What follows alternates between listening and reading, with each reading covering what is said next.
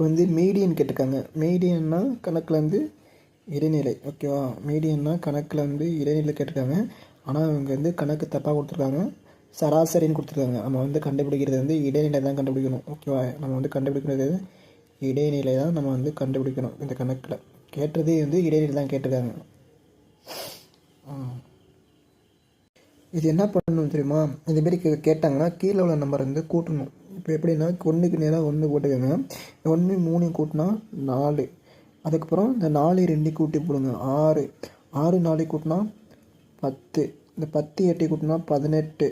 இந்த 18 2 கூட்டினா 20. ஓகேவா? இதுமாரி போட்டுக்கோங்க. இந்த 20 இருக்குல்ல, அதான் n இஸ் கொட்டு 20.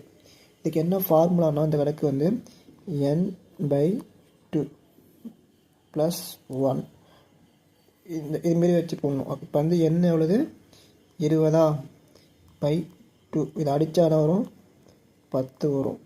+1 11.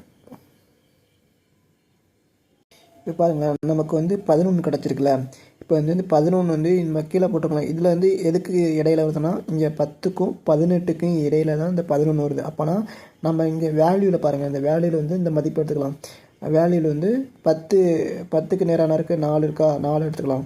அதுமாரி இந்த 18க்கு நேரான இருக்குது 5 இருக்குது, அதை எடுத்துக்கோ. 2ஆல் வகுக்கணும். ஓகேவா? இப்போ வந்து 2 கூட்டினா வரும் 9 வரும். 9 வந்து 2ஆல் வகுத்தா எவ்வளோ வரும்? 9 2ஆல் அடித்தா 4.5 வரும் ஆன்சர். இதான் நமக்கு வந்து ஆன்சர். ஆப்ஷன் வந்து ஏ 4.5. ஆப்ஷன் ஏ தான் சரி ஆன்சர்.